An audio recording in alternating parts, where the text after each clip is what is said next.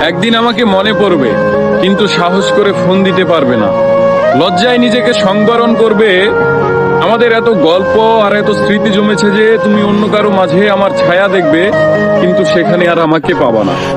একটা আক্ষেপ জন্ম নিবে তোমার ভিতরে। রাত গভীর হলে আমার ফেসবুক ওয়াল ঘুরতে মন চাইবে তোমার। হয়তো সব বাধা ভেঙে মনের সাথে যুদ্ধ করে হলেও আমার প্রতিটি পোস্ট দেখবে, হাসবে, রাগ করবে, কিন্তু আমাকে সেই অনুভূতি বলতে পারবে না।